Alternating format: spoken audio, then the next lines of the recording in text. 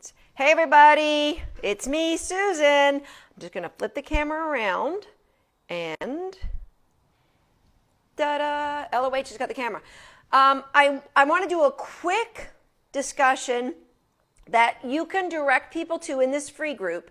If the conversation gets directed towards biting, nipping, aggression of any sort, we're going to stop commenting because that's not the focus of this group. And most times, you shouldn't be trying to deal with this kind of an issue in an internet group. You should really seek out the help of a really experienced professional. Okay, so I'm going to just give a very broad overview about biting and when is it aggression. Okay, so with any animal, and this could be human or dog, there's basically two ways of us to react. And one is emotional and one is thoughtful. And thoughtful is training. So we can learn to play a sport by practicing the mechanics and by thoughtfully doing things and thinking of consciously putting our hands in a different way. The same is true of an animal. We can clicker train our dogs to be brilliant at anything we want. We can teach tricks. We can teach dog agility. They are responding to reinforcement that comes into their environment. I hope ideally it's only reinforcement. Okay, that's the use of operant conditioning. You can train this. You can train anything. On the other side, and I just want to say this is, if you ever get a chance to listen to Jean Donaldson, she gave a great lecture to our Inner Circle, part of our Recallers community, at our IC Peeps Live this summer. So a lot of this is, I'm going to give Jean Donaldson credit. She really is great at simplifying things for people. The other response category is emotional. And that is a reaction. That is an outburst. That's just beyond your control. And an outburst can be instantaneous, or an outburst can go on. So it's not necessarily, I can say this is a reaction from my dog because it happened instantaneous. I can say this is thoughtful because it went on for, a minute or two. I can go into a bit of I just don't ever get angry. So that's a very poor example. I'll give you an example, and I'm off topic. I'm going to come back to this example. Emotional. This is classical conditioning. You can't train this. You cannot train this. You can change it, but you can't train it. You can change it by continuing to associate good things when this happens. Okay, I'm going to make this a little more clear later on in my discussion here. But just know, reactions you can't change through dog training, which is why I always direct people to find a really good dog behaviorist. And when I say behaviorist, I have studied behavior for years and years. I took behavior as an undergrad at university, and then it became a passion of mine, and I have studied everything I can about behavior. I am not a behaviorist. I'm a dog trainer with a strong interest in behavior. When I say seek out a successful behaviorist, I mean somebody with a PhD. Not all PhDs are brilliant. They're brilliant at one thing, but they're not all brilliant at understanding dogs. So I'm not saying everybody that's got a letter behind their name is a better at sourcing challenges like aggression than a dog trainer. But that is a foundation that we can all start with. They understand this. They understand this science. A lot of dog trainers don't understand this. It breaks my heart because they treat minor outbursts, reactive emotional outbursts from the dog as something thoughtful, and they try to dog train it sometimes with punishment. All right, and we're going to talk about how that goes bad. So let's go to communication. Our dogs have, very limited ways they can communicate with us because they don't have opposable thumbs. They can't send us text messages. They can't talk to us, but they can give us clear communication. And a really great analogy I stole from somebody on the internet, and I'd be giving them credit if I knew who it was, but I don't remember, is temp.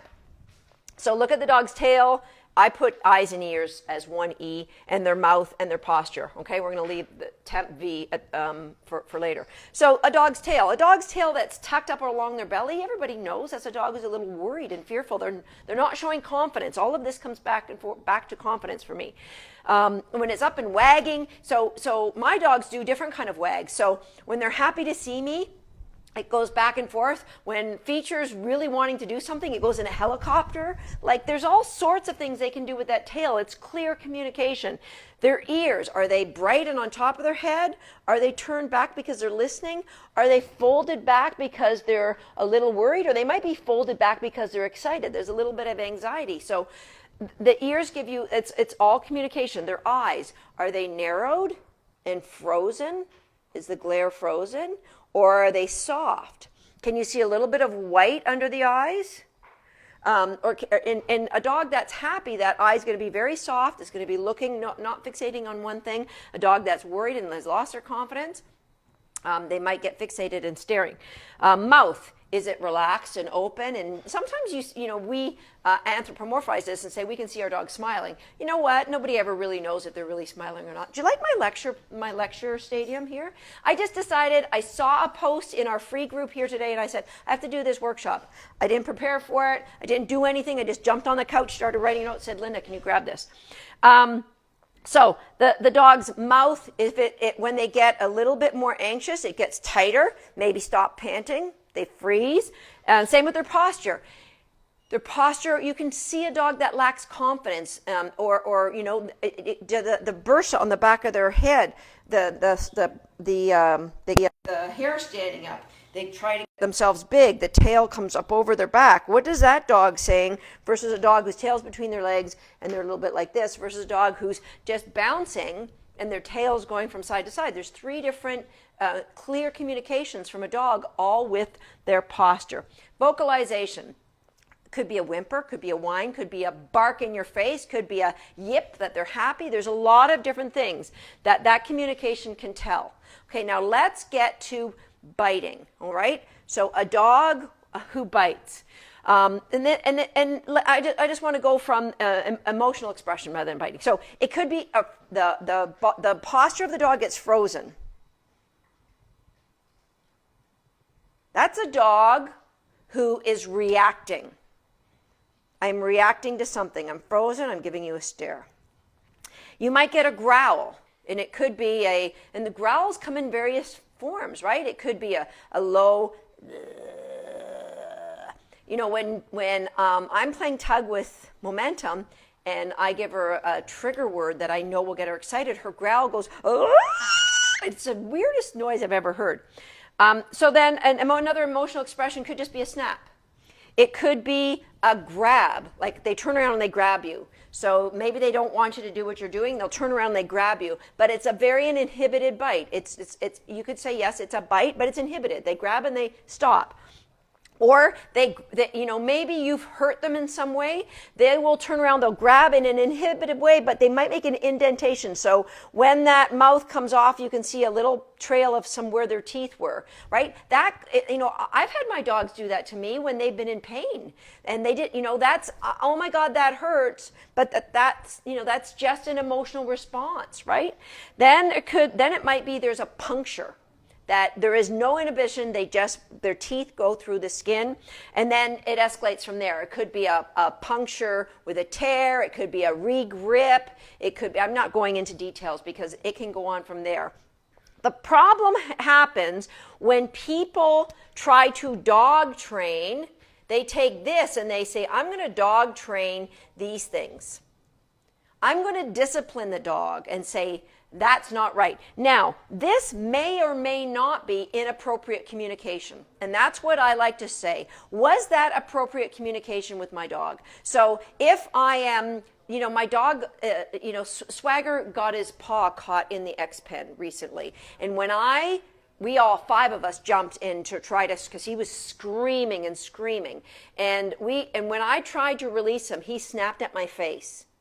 And was that inappropriate communication? Absolutely not. This is a dog who is scared. I don't know how to get out of here.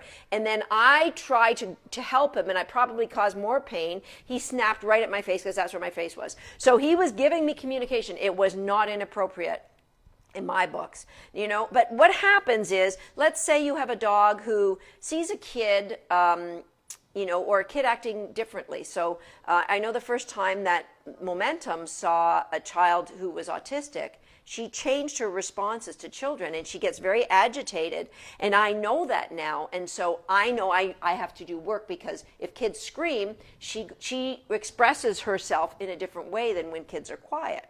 And so you have to be aware of that. If you said, hey, knock it off. Let's say you have a dog that growls, hey, knock it off. Or you have a dog that gets that frozen, I don't know what they're doing. I don't know whether to herd them or bite them. Or you get one that's air snaps, and you discipline this, and you say, hey, or you give them even a timeout. You may not punish them, but you say, that's it, you give them the timeout. What happens is you suppress emotions. You can do that. Dog training can suppress emotion, but it's like a pressure cooker. You are now eliminating your dog's communication with you that shares with them their state. Right now, I don't feel comfortable. You are my guardian. It's up to you. Somebody else doesn't feel comfortable. It's up to you to bring me confidence in this situation. If you take that dog who's giving you all this appropriate information, my tail's up between my legs, I got a little low tail wag maybe, my ears are pinned, you can see the whites of my eyes, I'm licking my lips. My lips are pursed and I'm licking them, and then I give, and you don't read those signs, and you say, no, little girl, come give my dog cookies. I mean, I think he's a little afraid of you, but give him cookies. And when the kid gets closer, your dog growls, because that's just my way of communicating. I let you know I'm not comfortable with this, and then you give me a, hey, knock that crap off. Now you are telling me that I shouldn't be expressing all these things, these good things to you. And what happens is the dog doesn't. And all that they have left is going to biting. And so they withhold, because they know that they're going to get disciplined if they do it. And then, I can't take this anymore. Snap. You don't ever want to try and dog train emotion. It's not possible. I remember I was looking through this book. I was looking for some old pictures for our video. And I came across this note that my mom used to say some of these things, report cards and stuff. And this is a note from grade 8. I was given a detention in grade 8 because I was making everyone laugh in class, and then I couldn't stop laughing. So it was an emotional response. And my teacher tried to punish the emotional response by giving me sending me to the principal's office. And then they decided a good detention for me would be I had to sit out in the hall after class, and I had to laugh for 30 minutes. I had to laugh for 30 minutes straight. That was my punishment. So one of the other teachers, who I don't even know who it was, G. Oliver, she sent this note. So this is a note that she sent to me. Dear Ms. Garrett, I'm sorry, but I cannot stand your laughing any more than Mrs. Thomas, who was the teacher who gave me the detention. And so Mrs. Oliver was trying to work in her classroom, and she heard this kid laughing for 30 minutes. I cannot stand your laughing any more than Mrs. Thomas or any other sane, underlined, sane person. You will have to find someone who is either crazy or deaf in the future. So this is a note from a teacher. All of you are either crazy or deaf because you're still listening to me. And so that is how now that was trying to suppress joy. Right? You can't suppress my joy. I can't help it. That's who I am. No any more than a dog can help it, right? So what I want to wrap this up by saying that you cannot dog train emotion. You can be grateful your dog is giving you those signs. And then what you can do is you can work on potentially counter conditioning. So when, for example, with my example with Momentum, I won't have the children be near her, but good things happen when kids are around. Cookies come out, tug toys come out, you can look, and I build up so that the trigger of children is something wonderful in her life. But, that's a really simple example. You've got to look at what your dog is doing when they're giving you communication. Was it appropriate? So one of the examples today was I was playing with my dog. My dog was searching for food under a cover, and I touched his butt. I patted his butt, and he snapped, or he turned and pretended to bite me, or was about to bite me. It was an inhibited bite. It was, in my opinion, communication, whether it was appropriate or not. It was communication that I would say, I surprised my dog, so I'm going to work on doing this more often. And what I'll do is I won't hide the cookies. I'll make it in clear sight, and I'll let him focus on the cookie as in it's your choice, and then I'll pat his bum, and then I'll tell him to get it when I'll pat his bum. I'll put more cookies down, I'll pat his bum. I'll grow so that his reaction to being surprised won't be to turn around and want to snap. It will be, oh yeah, you're touching me, okay, that's cool, right? So this isn't meant to be your dog training guide. We are not here to work through aggression or biting. We are here to help you with your dog training. I'm going to say it one more time.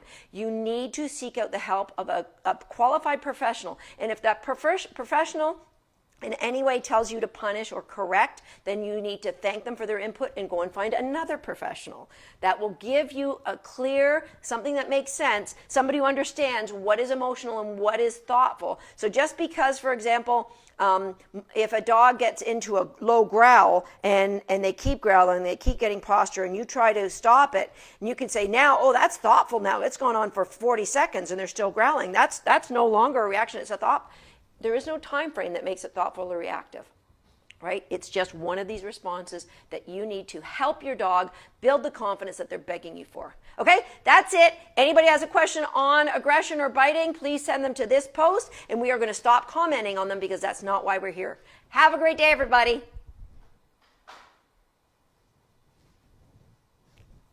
Yeah, just hit end.